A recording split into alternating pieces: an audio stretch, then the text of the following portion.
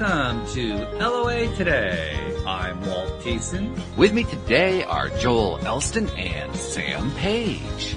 This is your daily dose of happy. We are so happy you decided to join us today. Now, the topic of the show today is self-sabotage versus self-mastery. And so the question of the day is going to be, can I get through the introduction without self-sabotaging? If I can, that means I'm going to have a good conversation. If I can't, that means I'm going to have a better conversation with my friends Joel and Sam. So how have I done so far? Well, right now it's looking like a good conversation. I'm still aiming for great. Well, it's all perspective. It is perspective based. It is. Yes.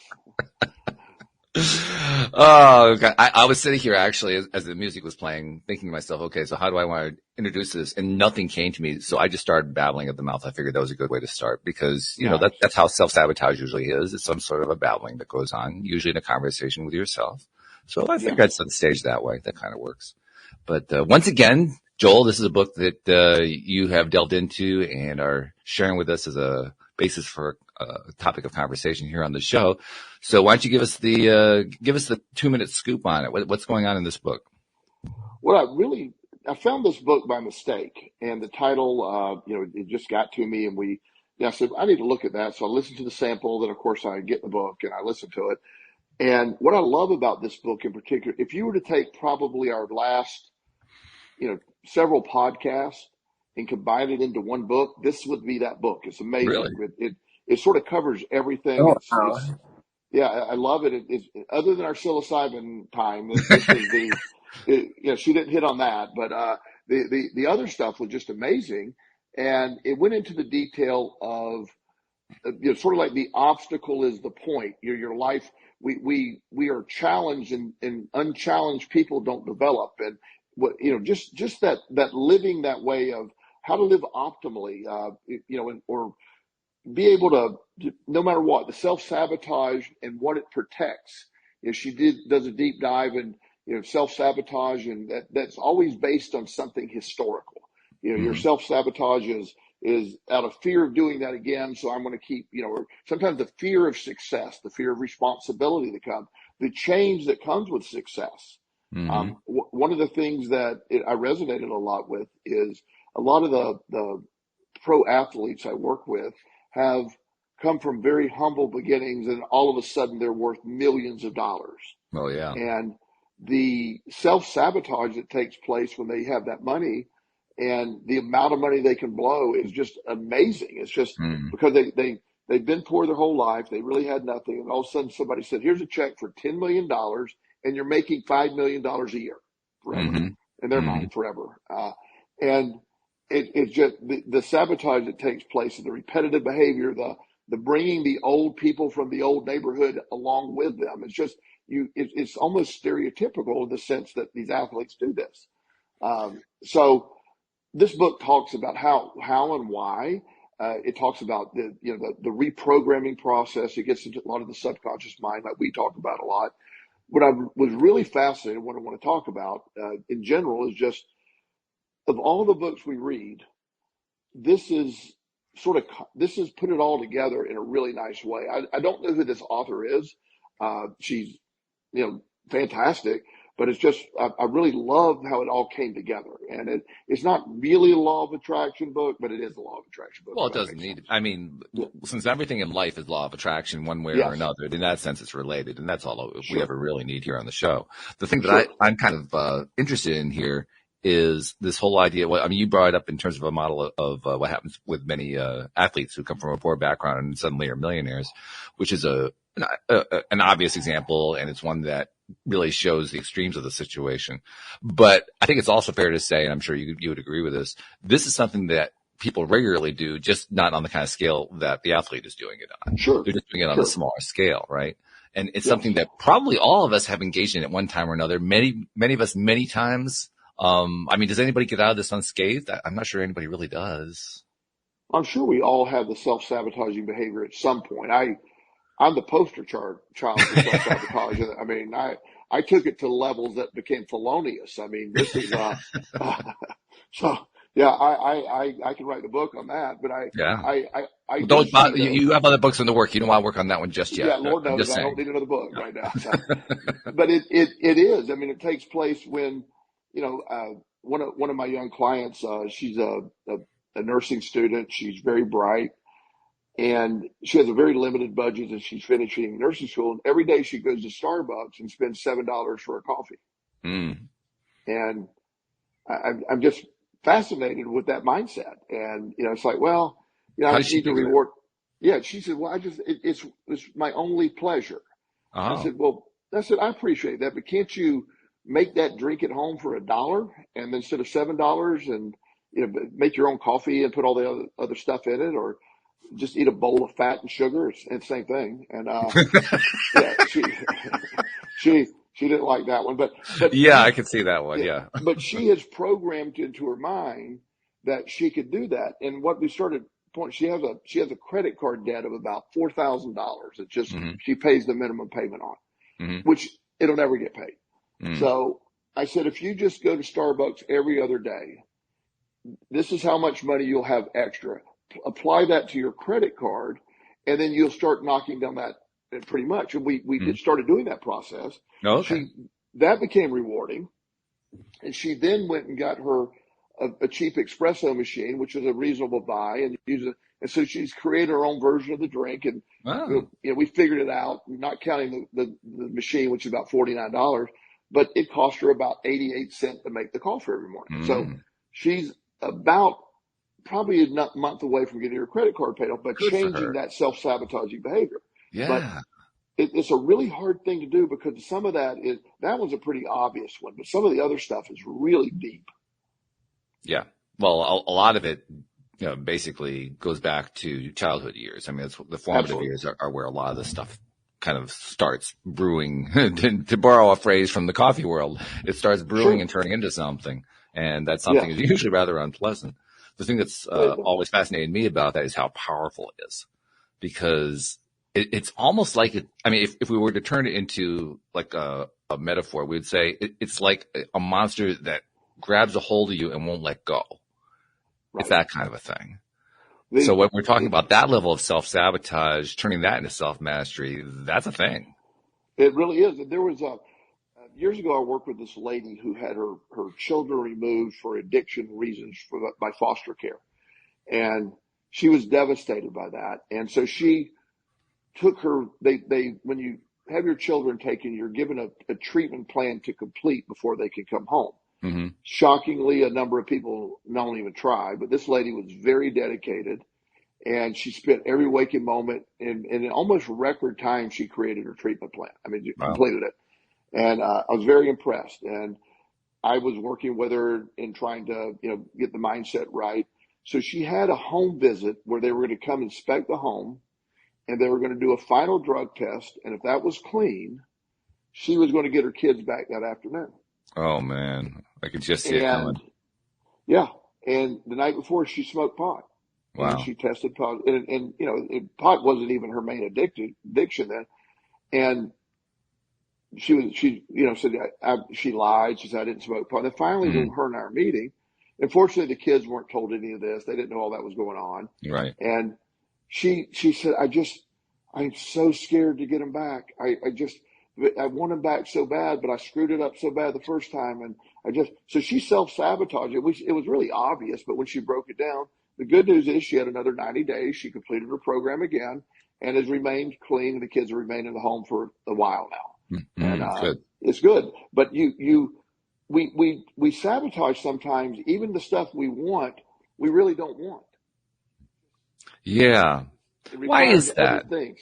Yeah. I mean, it's easy to ask that question when you're sitting on the outside, but when you're in the middle of it, it doesn't seem all that difficult to kind of blur the boundary there.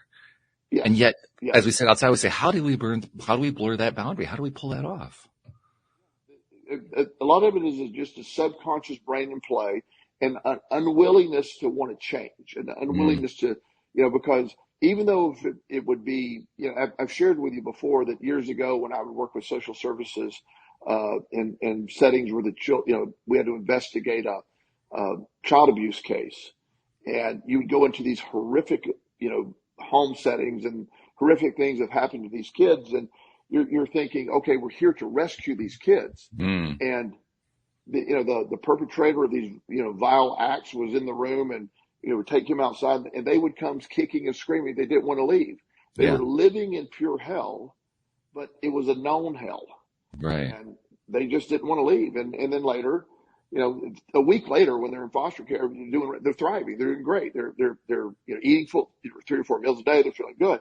But that thought of change, it was so scary that I just want to stay the same because of what I know. That's a lot of self-sabotage.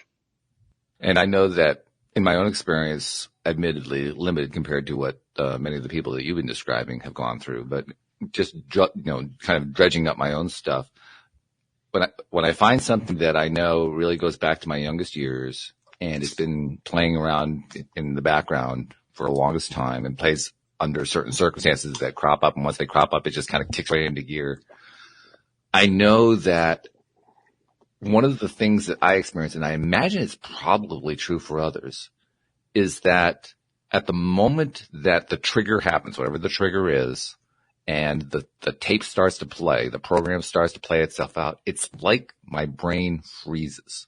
It's like it just kind of stops, and I can't do it. It's even possible for me to know I need to do X in order to get out of this or to get to a better place. And because the programming is against me doing X, I can't even do X. But I can't think it out. I can't plan.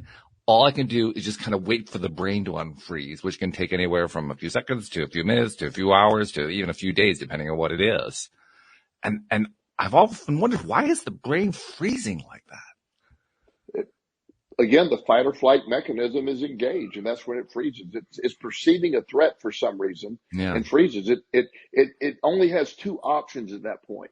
It's to flee or fight, and you're doing neither. So you're just sitting there like, there's nothing to fight and there's nothing to really flee, but it feels like there's something that should be fleeing from. Yeah. That's just pretty much going on. Yeah. And I know with me, because with the childhood I had and my struggle with the gambling addiction, for years I struggled financially. I mean, it took me a long time to not struggle financially. And this will happen to me occasionally. I don't struggle financially at all anymore. I'm in a wonderful place, and I'm blessed to be able to say that. But the something will come up, like an unexpected tax bill. Right. It might be a couple $1,000s or whatever. It's no big deal. You write a check, pay the tax bill, don't care. But yet a side of me gets triggered, like, oh my gosh, it's like, and I'm like, then I logically am laughing because I just don't care. But yet a side of me is triggered to my childhood or my gambling addiction. It's like, I've literally slept outside because I didn't have any money. I've eaten out of a trash can. So, I get sort of transported that. I mean, I have to go to sometimes like they'll pull up my accounts and just say, okay. It's a weird way to do it, but it's, I get triggered sometimes financially with that. And it's not logical. It's just reverting back to that time when everything was so scary financially. Yeah. So I think we have really reached the title of the book. And I just realized we didn't name the title of the book. People who are seeing the title on their podcast episode or on the webpage or whatever, they know what the title is, but I should probably say what it is, because it's The Mountain Is You, subtitled Transforming Self-Sabotage into Self-Mastery by Brianna Wiest. And the mountain really is you. That's what we're talking about here. And it really is a mountain, especially if it's something that's chronically, embedded in you. Yes. And, we've talked on that subject in a roundabout way the last few weeks. And this sort of brings it to that idea of, the struggles that we go through. The struggles are there. The body and mind is intended to struggle. It's intended to advance. It's meant to overcome. And the right attitude toward this, that's where when you master this, when you change your perspective and you grow through it instead of having to go through it. It's just you're growing through the process of whatever your struggle is, and you sort of view it as a strengthening event. And eventually you see things differently, like stuff that would just like, oh my gosh, right now it's just, look, I have survived the worst possible things that can happen to a human being. And I survived that. So, the $2,000 tax bill is not moving it's not moving the needle this week, but but yet it's shocking how your brain is always on the lookout using historical data to measure and fill in the blanks how dangerous anything is. And it's shocking to realize just how it's generally described as one of the more primitive parts of the brain, and how that primitive part plays such a major role in our conscious activities. I mean, that's a shock, really. It is. It's just, it's that illogical. What's bad, you know, it's illogical. You know, while it's happening, it's just, or you may not. Some people don't, but even when I know it's illogical, it still doesn't. You have to work through it. Yeah. So let's talk about what Brianna says. Brianna Wiest, the author of the book that we're basing our conversation on here. What does she talk about in terms of how you turn self-sabotage into self-mastery? It's usually a perspective base, that she talks about all the breathing techniques, all the meditations that we talked about on the show before, EFT, a lot of the emotional freedom techniques for those who don't know what that means, but NLP, neuro linguistic programming, these are all tools that you attack or you approach the subconscious brain with, and that eventually changes it. So it's sort of a comprehensive list. It's nothing that we haven't covered. But as I said, it's all in one book, and it's sort of a nice way. If I'm going to recommend a book to sort of get a lot of what we believe, this is a great book for that. It's almost like it's a toolkit, a tool chest, right? Because we talk about tools all the time. This is a collection of all the tools. Yes, a collection of all the tools, and she covers so much of the individual topics of your perspective, your attitude, what is in your control, how you view something, reframing. It was one of the great techniques of everything is where you reframe situations. Part of the neuro-linguistic programming is almost always reframing something. And eventually your subconscious brain eventually catches on like, okay, this is the new programming for that. I love that last phrase. Eventually your subconscious brain catches on. That's where it's the magic that happens, but it's also the mysterious thing. Like what changed? All of a sudden, I'm not focusing that way anymore. And that's the feeling of it. Like, I mean, well, part of the feeling is, oh my God, I'm free of this thing. But the other part of the feeling is, it changed, but I didn't feel any different. It's the same feeling that I had before. Right. And the subconscious brain has no emotion. It is a very fast computer, but it doesn't have any emotion. It's emotionally clueless. Whatever you store a memory as, whether it's a good memory, it just accepts that's a good memory. If it's a bad memory, it stores it as a bad memory. So anything that reminds you of those old memories are going to sort of elicit the emotion that you stored the original memory with. So to reprogram that, it's a very slow process. The subconscious brain, which since we don't have direct access to it, it can only base on how you're feeling. So you're reprogramming with new information, and it eventually goes, okay, well, wait a minute. I multiple times have told my roller coaster story. I reprogrammed my brain to love roller coasters, but it is like, I went from roller coasters will kill me, obviously, to I love roller coasters. I did that pretty quick that time because it's just like, it was so absurd that I thought the other way, but my brain accepted that. It's funny. It's funny you mentioned the roller coasters too, because I know you've brought that up before, but I was literally earlier on this afternoon, as I was working on something else, I don't even know why it came up, but I was recalling a photo I had seen posted on social media some years back. I don't even remember how far back it was, but it was a photo of 4 Tibetan Buddhist monks in their red and gold robes, their distinctive robes. And they're in a roller coaster car with their arms in the air, screaming, obviously having fun taking a roller coaster ride, which is about the last thing you think about where a Tibetan monk is concerned. Yes. But it kind of illustrates, there's an example of somebody or 4 people actually, they were not only going outside of their comfort zone in order to have some fun, but they had done a reprogramming job in the process, because these, usually taciturn, very serious meditative monks are screaming their lungs out with joy on this crazy joyride that they're taking. Which is amazing. It shows that that's the exact point you made. It shows it's possible. Years of training almost trained against that. Yeah. But yet they somehow found the ability to still connect with that. Yeah. Yeah. I love that. Is this resonating, Sam? I mean, are you like saying that some of this is on with me? Oh, absolutely. Well, like that last example with the monks, I actually did a quick Google search, image search, and that's wonderful. I love that for them. But yeah, it's a great example of what we were talking about last week about, leaving your comfort zone and having this literal joyride of an experience and how expansive that's going to be for them. And that'll give them plenty to process as they like continue with their meditation practice. But yeah, generally just self-sabotage is like this conversation is bringing to light just how prevalent that is in our society. It's not necessarily something a lot of people talk about, but so many people do it whether or not they realize it. And I was actually just thinking about that earlier this evening about how I spent a lot of my life doing that and how just maybe within the last 2 or 3 years kind of got to a point where I'm doing that not much at all, and actually like trying to work with myself and instead of against myself as I did through like my 20s and early 30s. Mm-hmm. Sure. But I love your observation that we're all doing it, but we don't talk about it. Yeah. I mean, this isn't exactly a good party conversation. That's probably well, if you're at my party, it is. Well, maybe your Joel Nelson party. Yeah, this is true. Yeah. So that's a great point, Sam. Anytime we're dealing with this, and I'll pull out one of my great examples that everybody loves when I talk about this. Using the baseline of the most tasty product in the world, Nutella. Remember, the self-sabotage for me with Nutella is when Nutella is in my house, I will eat Nutella. Yeah, the whole thing. There's no willpower. It's just it's in the bottle, the jar. I'm eating it till I'm scraping the jar. It's just that's it.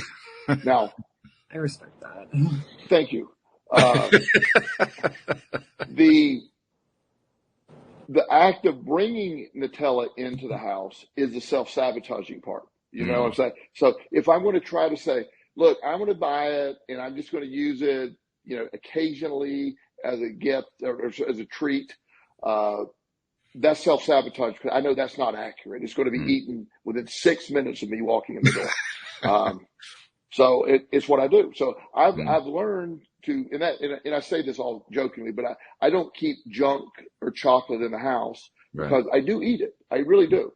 But I have all the willpower in the world and self-control by not bringing. I don't buy it at the store, but when it crosses my doorway, it's there. So self-sabotage in that case is buying it and bringing it into the house. That's what the sabotage is.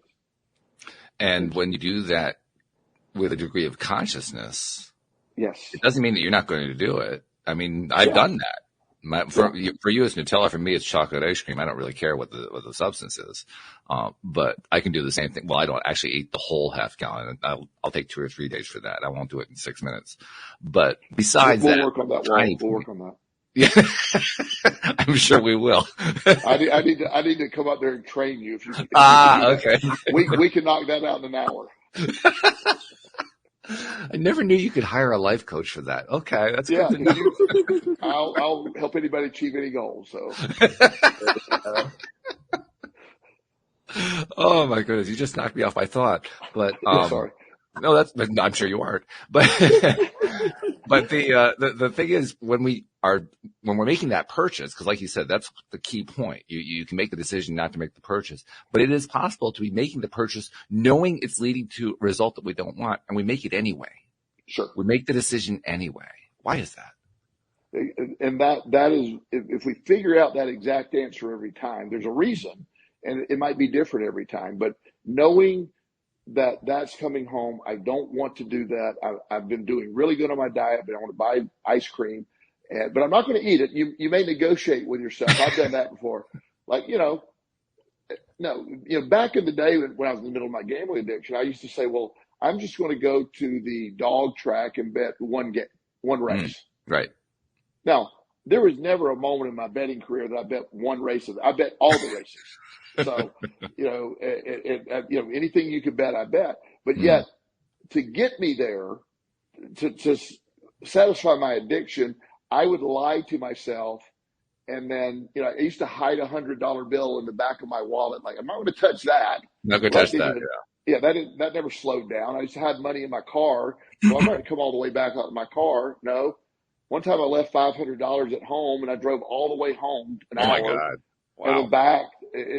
So I had, once that got triggered, I'm lying to myself. And the truth is I wanted the dopamine release from, the gambling, wanting more from gambling, and that was worth whatever I did. And but I knew it, and that was part of my self-sabotage by believing that I had some level of control. You just uttered, I think, a major word for us: dopamine. Yes. Or dopamine release is actually the phrase, right? Yes.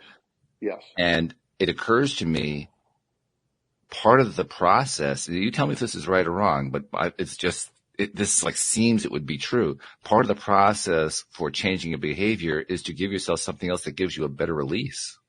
Yes.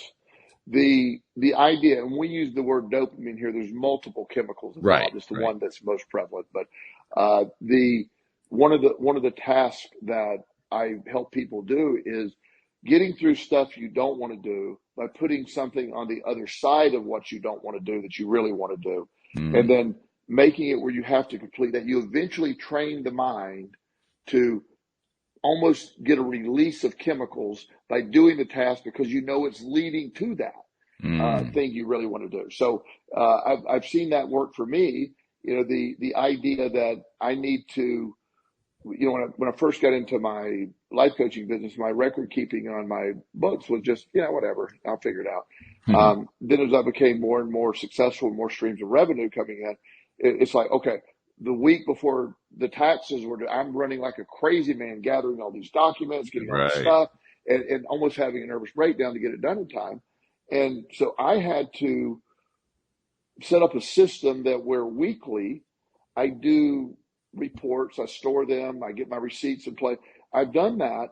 And when it comes tax time, I just hand it to the accountant and it's all done now. Easy peasy. Instead of running around crazy trying to find, that if I want to deduct that class that I took for whatever, $500, and I don't know where to find that receipt, and I go online to find it, and you're doing all this stuff crazy, and it's like, wait a minute, I don't want to do that. So I get a reward system of stuff I hate. I hate all this detailed stuff, but the reward of not having to go through that stressful moment in April is fantastic. So the reward is really the most important thing here. I mean, we're trying to change the behavior pattern, right? Sure. But ultimately that reward, whatever it is, it has to be something that feels real to us, that it feels like a strong potential, that it's going to have a large dose to it, so to speak, a large emotional response that comes out of it. Yeah. And it has to be something we believe is not just possible, but certain. Well, yes. And one of the things I use with a lot of I would say 95% of my young male clients have ADHD. And maybe 100%, but I'm going to leave a little room there. But, a little wiggle room. Yeah. So they can hyper focus on a video game for 5 straight hours and never blink. I mean, they're just amazing. Right. But ask them to do a report on some boring book they read or didn't read. Yeah. Which they're not going to read it. So getting them to do that is impossible because they don't care. But being able to attach the video game play on the other side of completing whatever homework you have then becomes a mechanism that they get the homework done.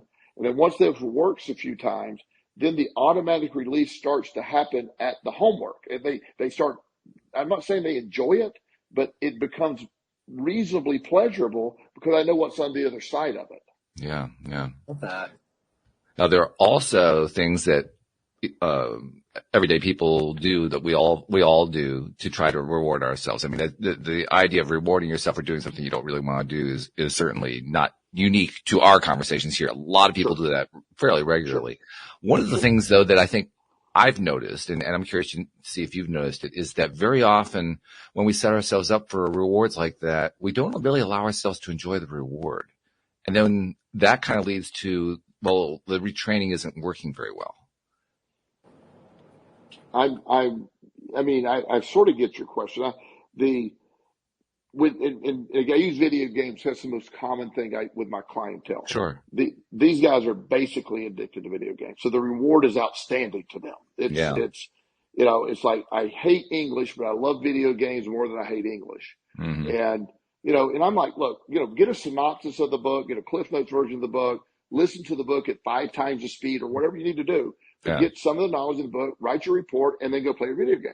So it's really effective for them. But people that get less of, the perception of the reward probably has a lot to do with it as well. Yeah. See, I'm thinking about somebody somebody's working at the office, right? Not somebody who's got ADHD, but just a regular Joe or a regular Mary. All right. And they're working at the office and they've got to get a report done. We'll use your example of a report. Well, they have to write a report for the boss on something and they don't really want to do it, but they say, okay, well, once I write the report, I'll reward myself by, getting something out of the vending machine. I'll get a cup of coffee or something like that. And so they do the report, they go get whatever the thing is they set up for themselves, and they just kind of, drink the coffee, eat the vending machine food, whatever it is, just kind of mindlessly. In other words, sure. They're already on what's the next task, the next thing, and they don't really give themselves the opportunity to enjoy the thing that they were setting themselves up to enjoy. Exactly. And part of that is getting them, for this to work, you have to, relay that information. We need to savor the coffee or the vending machine candy, or whatever. You need to hype the reward to make this work. That's why secondary rewards don't work well. And without getting into too much explanation, dopamine is really rewarded by wanting more. Dopamine is a very complex chemical that it's not the release of dopamine that's pleasurable. It's the act of doing it. Dopamine's released when you begin the process. It's like, I've given into this. That's when so dopamine is what encourages you to keep doing over and over and over again. It's more and more and more. So dopamine is the chemical of more than the chemical of reward. So there's a whole bunch of stuff. It's really hard to explain, but the dopamine process is, we've always used it as the reward was the dopamine. Dopamine is what drives the desire for more, which releases the other good chemicals, but it's more of a driving force, because dopamine always is more. It's like, so no matter what you get done, that was fantastic. Thank you. Now we need that next level. Now we need to go further. Now we need dopamine drives addiction. So one drink for an alcoholic is, that was great. Thank you. Now I need another. Now I need another. And dopamine is that driving factor. So it is a conduit to more.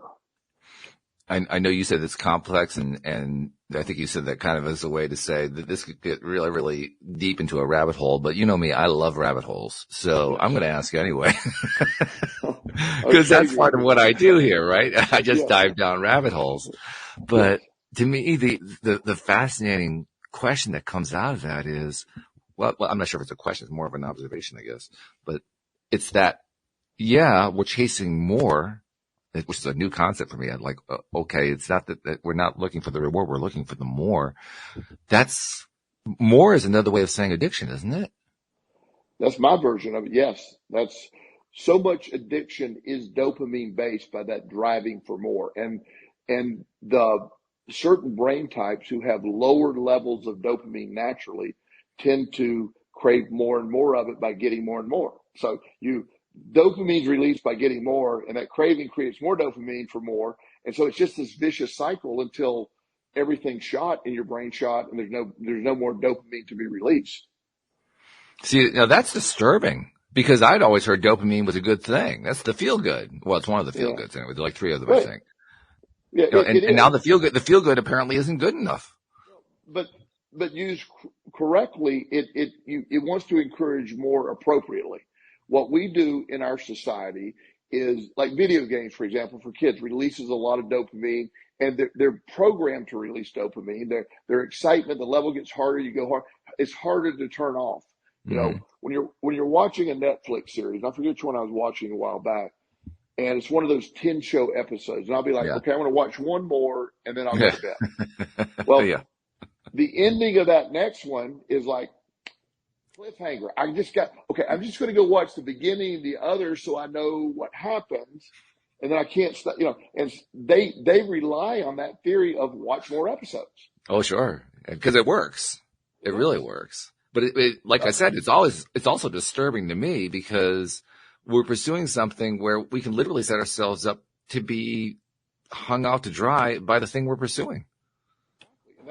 That's where, that's why all of the stuff we have going on, one of the best algorithms I've ever witnessed, and not a fan of this app at all, but TikTok is the ultimate in this. They have it figured out, the ultimate science. And that is, TikTok, Instagram was, for the 20, 30-year-olds are Instagram people now, but the under 18 crowd is TikTok. That's it, TikTok. Yeah. And they scroll for hours.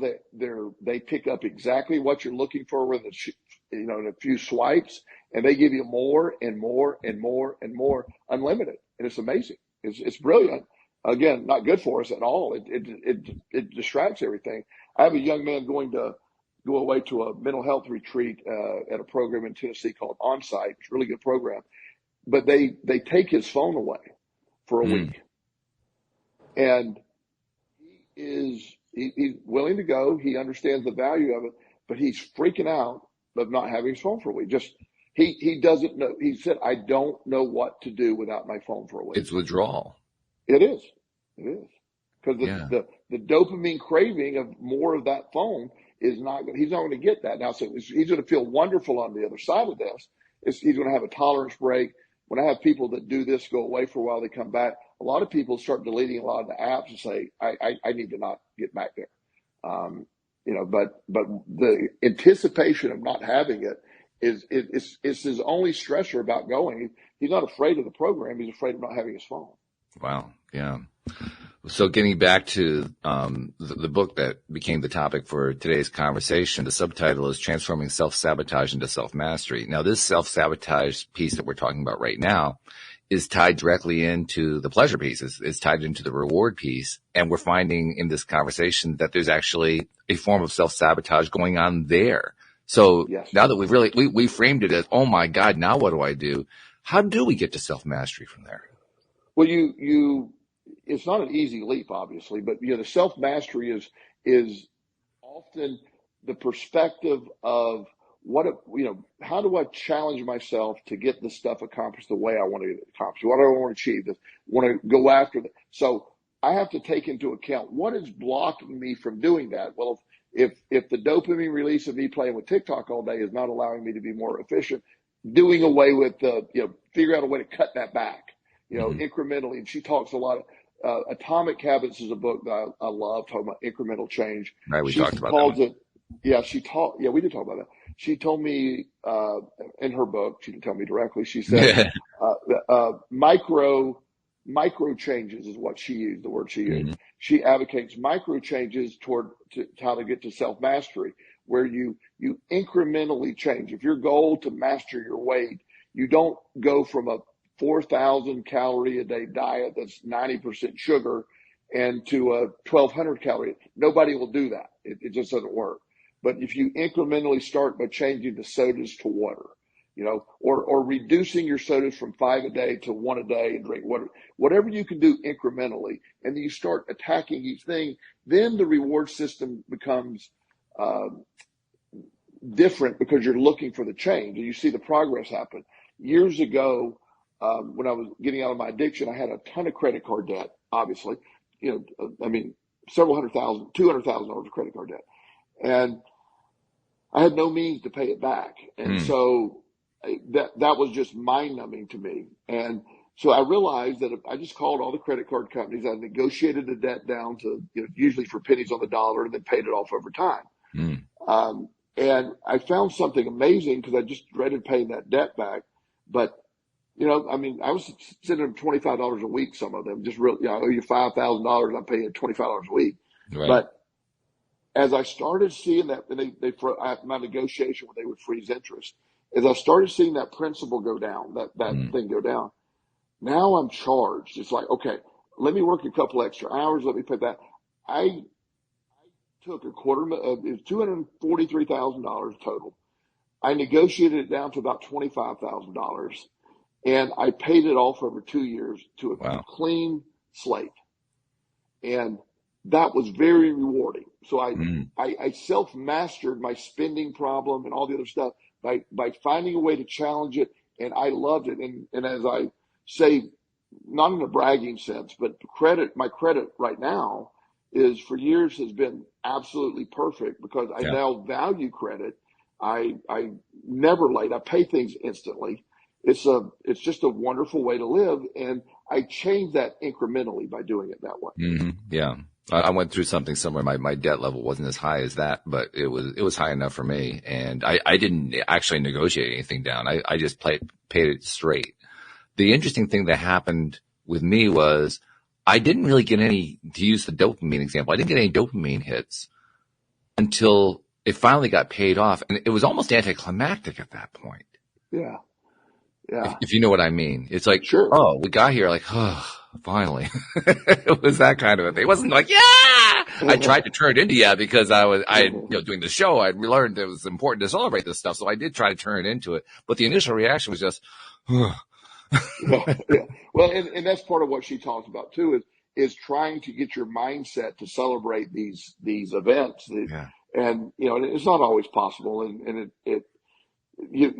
I can remember one of the disappointing things is, I had worked really hard to get to an income level, that was like really good, like $50,000 a year, really good income for the first time, making $50,000 a year. But wow, that's fantastic. And it was good. And it felt like I was for the first time participating. And this is years ago, so it's not as impressive sounding now, but, then, my career started taking off and I moved up to $75,000. And when I got to $100,000, that's a lot of money. I was like, that's a lot of money.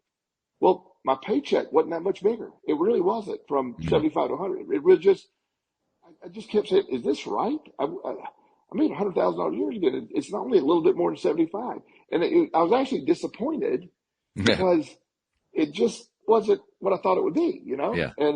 And again, I've adjusted that mindset, but you have this image of what that number would feel like, and then when you get there, it's like, well, it's not that much money after taxes. Mm-hmm. Mm-hmm. I had kind of an inverse example with that because when I got mine paid off, I actually paid it off in the midst of the early stages of the pandemic. So there was nobody was working, very few people had any kind of income, all that kind of stuff. I was certainly in that boat because the income was coming off of the gardening business, which we weren't losing money on, but we certainly weren't making a bunch of money. So we had low income that year, and yet through because of a number of different reasons, I was able to pay off the last large chunk pretty quickly, and it surprised me. And so I actually I've told this story before, but I actually sat down because I keep pretty good books on how I spend my money, and I was able to account for all about 20 to 25% of it. In terms of, okay, how did I pay this off? Where did it come from? All that kind of stuff. And I couldn't figure out the 20 to 25%. Finally, after some skull sessions and talking with friends and, co-hosts and so forth, I finally figured it out. It's because we were in lockdown. And in lockdown, you can't spend any money on anything. So all the stuff, all the ancillary stuff, that I would spend money on, to feel a little bit better here, a little bit better there, so forth, I wasn't spending it. And so that money was available and I could use that to pay off the loan. I said, my God, that stuff really adds up. It's incredible. But I didn't realize that until I was in lockdown. That's impressive. I'm really interested in how you didn't spend money during lockdown because Amazon and DoorDash. Wow. I did this show called LOA Today. That's really where my attention was going. So that one didn't cost me a whole lot. Yeah. Amazon would just back up the truck daily. Let's just unload all this stuff. And, my son discovered DoorDash and he didn't understand. You don't order 4 meals a day from DoorDash. With us, it was more that, we weren't going out to restaurants because you couldn't go to a restaurant. We weren't going out to do day trips. We weren't doing all that kind of stuff that you would normally be able to do, because you were in lockdown. So we didn't really replace it with anything, which was why we had money left over to pay down the debt, but it was kind of astonishing how much there was out of that. Yeah. Oh yeah. And it's, the ability to change things or do things and, with the money that I negotiated down that paid off, I paid it off much faster than I thought I would, because it gained momentum for me. Yeah. And I can get really stuck on something in any direction. So I figured out a way I would check online or I would, I don't think it was online, but I just call the credit card and see my balance. And it's like, wow, when one credit card started at $5,000 or I think it was $2,500, and all of a sudden it was down to $1,800. That was a big hit for me. It's like now I'm driven, and then a lot of people did it differently. A lot of people say you spread it across the board. I just started with one, and I got the biggest one paid off. Right. And then I started chucking away at that's how I did it. I did the same thing. Yeah. I needed the reward of the bit. The advisors were telling me to do it differently, but I needed to do it the way I did it. I agree with you. Yeah, that's exactly the way I needed to do it. And by the way, this also recalls something to me. I haven't done this in a while, but I got to do it again. We were talking earlier about how we can be chasing that dopamine hit. You can be looking for the more. I'm just remembering, if I want more, one of the best ways I can get that more feeling is because I maintain those accounts even though they're all zero. I'll go look at my bookkeeping. And I'll look at, the account balance of this is 0. What's the account balance of this one? Oh, this one's 0 too. Oh, this one's 0. That gives me a hit. Yeah. That's kind of surprising to me. The paying it off part didn't actually give me a hit, but just looking at the zero balance each time I can do this over and over and over again. And every time it gives me a hit. Well, yes, that's a technique that I recommend when you've been through something like that. You can transport yourself back to like, wow, I really did accomplish that. Yeah. Like I mentioned earlier, when I have some irrational financial insecurities, I'll just pull up one of my accounts and like my Fidelity account and go, oh, okay. I know it's there, but seeing it as okay, I'm not worried about that. But yet, you can use these visual tools that help a lot. One of the ways of doing this, Abraham Hicks, where you have an imaginary account where you write, and you spend money out of that imaginary account if it was real, writing checks and doing that. It's sort of reverse form of that, trying to get excited about spending money. You're going to spend $60,000 on a car today. You're going to write a check for it. And, clearly it's just an act of, you're just active doing it, but the feeling like that's what you're doing. And you keep a ledger and you allegedly start to feel like you have that money, and then it's easier to attract the law of attraction style. So it's a fantastic technique, sort of reversal what we're talking about doing. The same thing. Well, and one thing I found about that particular game, I think they call it the checkbook game. They recommend doing it such that you put an imaginary $1,000 into your checkbook, and then you spend it, and then the next day you put $2,000 in, and you spend that, and the next day you put in $4,000, and you just keep doubling it and so forth. Yes. And I could certainly see the value of doing it that way. What we ended up doing is it all in one go. So we would spend 1,000, and then 5 minutes later we spend 2,000, and 5 minutes later we spend 4,000, and so on and so forth. And the big takeaway for me playing that game was it was amazing to me how fast we could get to the point where we couldn't think of anything else to spend money on. Yeah. You know what I mean? Yeah, I get it. Yes, and you're racking your brain. You're thinking, well, I want the yacht. I want the house. I want this. I want that. Okay, but I already got that. Now what do I do? Well, I when I got to that point, I started looking at lakefront property and Lake Tahoe. Yeah, right. So that took care of things for a while, but to your point, yeah, it's just you run out of things, and it's just a sort of an amazing exercise of when you break down money and you look at it incrementally, like and I don't have it broken down right now, but X amount, $100 a day. That's $36,500 a year. It's just $100 a day. It's like that. And then you incrementally look at how quickly money can build, just breaking it down in the day. A lot of people that talk about wealth is like, okay, we need to make $643 a day to get to this amount. And how do you get to 643? And they reverse engineer it, and it's a technique taught by a lot of wealth experts of how to look at that and build wealth. Yep. Well, it just goes to show you, it really comes down to what is the mindset that's going to jazz you. Because that's really what they're trying to do. They're trying to find some way to get you activated to, wow, I want to keep going on this pattern. Basically, the more, giving yourself the more in a way that it's actually feeding you. Oh, it feels good. I want more. Feels good. Oh, I want more. It feels good. That's the pattern you're trying to develop. Yes. And that's exactly the point, that,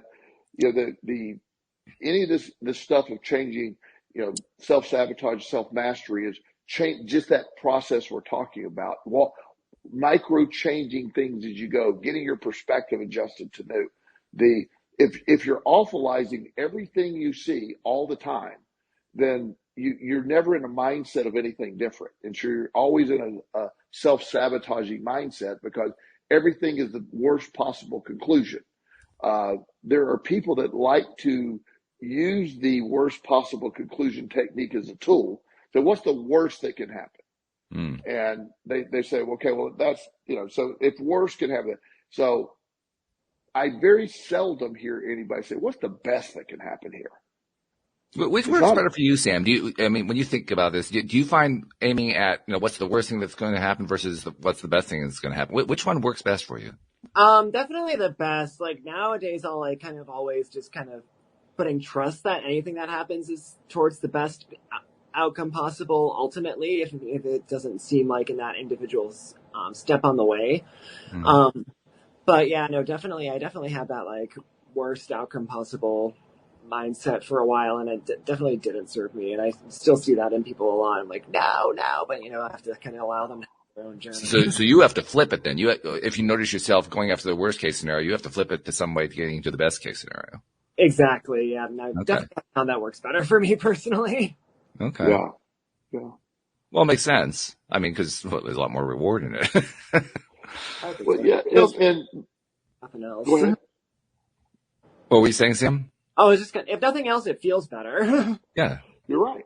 Well, I was, for the majority of my life, I was, younger life, I was certainly what's the worst possible to say? So let me prepare for that.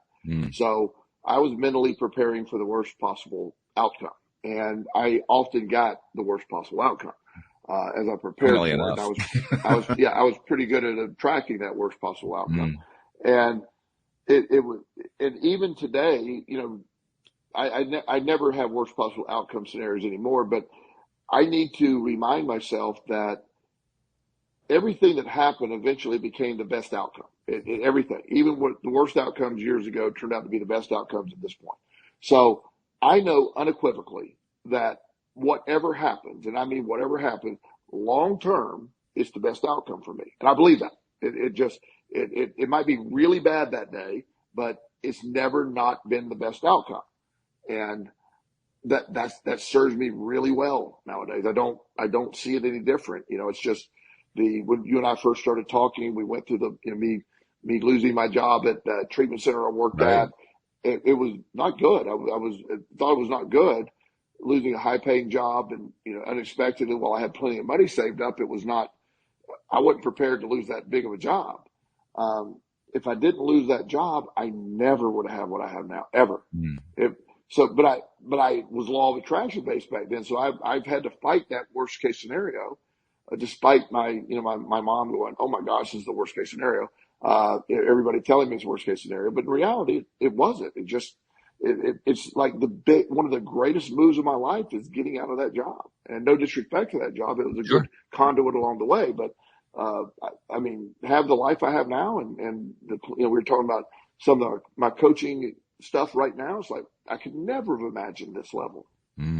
It's also interesting, and you actually did experience this. I've experienced this too. I'm sure many listeners have experienced this, where you had a major event. You lost this great position. It was part of this clinic that you'd helped put together, and then you repeated it years later. You did it again, and I've done the same thing.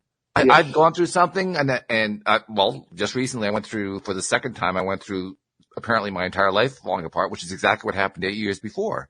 And I could tell, even as I'm going through it, and you and I called you like the day after the whole thing started to happen. I said, this is just like 8 years ago. I remember this. I've been through this. I don't want to go through this again. We set ourselves up for these things and then we go through them again. Is that because we haven't quite learned it yet? I go again, I always reference Abraham Hicks, and Esther actually talks about this. She says there's not lessons to be learned. It's just, it's more of an expectation that they keep happening again. It's not about lessons per se. Yeah. But it's, I get to, what you believe happens, what you believe subconsciously happens. So if relationships end poorly for you, and that's a subconscious belief, and literally if they end 8 years apart, they're going to end 8 years apart. It's just fascinating how that happens. One of the things I love when I start to see patterns. I don't love it, but it helps me show the people that I'm dealing with. A young man's in my office last week. He was caught cheating on his wife. They'd been married for 2 years. They have a 1-year-old son. He was horrified that he did it. He didn't know why he did it. He was just not in the right space. And so as we were just processing, I said, how was your childhood? And he goes, well, my mom and dad got divorced when I was the same age. And I did mine. I said, what happened? My dad cheated on her. Yeah. I said, how old were you? And he goes, same age. Yeah. And I said, he goes, I never thought about it that way. And I go, you literally are repeating the exact same thing you witnessed growing up, which you swore you would never do, but you gave attention to it. And that's where we are.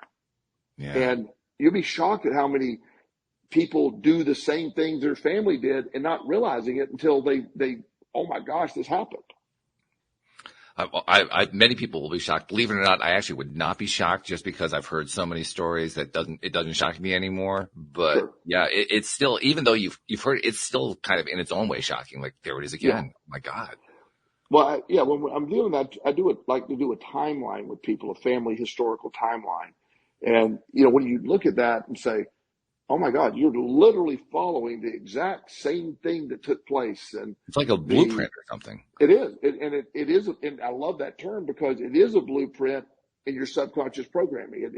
It's what your programmed subconscious brain remembers, has no emotion, doesn't care. It just, that's what you programmed is what happens.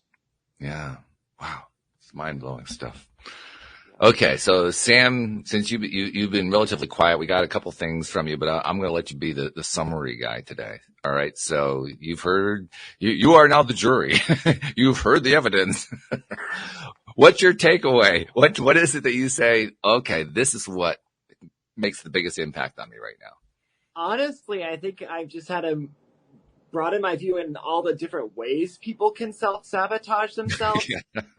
And then also how it's not a one-step thing to get from that place of constantly sabotaging oneself to like being more in tune with yourself and working in tandem with yourself, but then it's well worth it once you do. And I think when you reach a place when you love yourself enough that you're not doing that so much, you become more averse to like more cognizant of that because you don't want to sabotage yourself because you love yourself.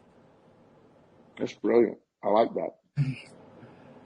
The only thought, the question in my mind is it because you love yourself enough or is it because you felt enough pain? Probably a bit of both in most cases, mine at least. Well, it's funny you said that, Sam. Brianna in the book, she mentions most people don't want to change until the pain of staying the same exceeds the pain of change. And that's an old recovery slogan. Right. Nobody will ever stop an addiction until it just like me. I wasn't going to stop my gambling addiction because I never felt a consequence until I went to jail. Now, I want to be on record saying I didn't like jail. I imagine. Okay. So not good. The food was terrible. It was just boring. And, so my brain's like, okay, enough with the gambling because I'm not doing jail again. Never doing jail again. And that was enough to change. It overrode that gambling pattern because it's just, regardless of what program I went into or I'm not going to get, I'm done with jail. That was the program I needed. It's funny. It's amazing how this stuff works. And it's amazing how when we can kind of look back and just see the pattern, it becomes very obvious. But it's always very challenging when we're in the midst of it. I think it's one of the reasons we like to talk about this because it helps us to understand even just ordinary stuff going on in our lives. How do we get there? How are we playing this thing over and over again? How are we doing all this stuff? So, maybe there is something to just having an intellectual knowledge of something as a step toward change. Yeah, and that it begins. That's how it begins, and then an awareness and the ability to make those micro changes, those atomic habits we talked about on the other show. Those little changes then can lead to the floodgates open, but there's few people that make drastic changes all at once, unless there's drastic situations. Yeah. Good conversation, guys. Sam, as usual, you made your comments were pithy, right to the point when we needed them. So thank you for that. And Joel, once again, you picked another terrific book that just is like right in our wheelhouse. You're good at that. Of course, when you read as many books as you do every year, it's not terribly surprising that you would have this at your fingertips, but nevertheless, you did it once again. So thank you very much. And ironically, real quick, Walt, I told you that I was sort of led to read the book, The Council. We talked about that. Right. And well, I'm reading it, but it's not jumping out of the page. So I'm like, why was I told to read? I discovered this book as a recommendation off of that book. So I don't think The Council was such my recommendation, but maybe this was the one that I was supposed to see. Okay. So, all right. Yeah. Well, that's the way life works, right? It points us to things. Yes. And next week, one of my colleagues, former colleagues from a company I used to work for, will be joining us for a guest appearance and talk about some of the books he wrote. I really like that. He's one of my instrumental people early in the law of attraction. He's a psychologist that's brilliant, but he also is a big believer in the law of attraction. So I look forward to that next week. And his name is? Ken Marks, Dr. Ken Marks, Martz. All right. So we're all looking forward to that. That's going to be a really good conversation. Anybody who likes to listen to the live stream, be sure to tune in Tuesday, 7 Eastern time, 7 p.m. Eastern time if you want to listen to it while we're live streaming it. Otherwise, just catch it on the normal podcast episode stream that comes through your phone or whatever you listen through. Sam, thank you again. Joel, thank you as well. Thank you to our podcast listeners everywhere. We'll see you all next time here on LOA Today. Goodbye, everybody.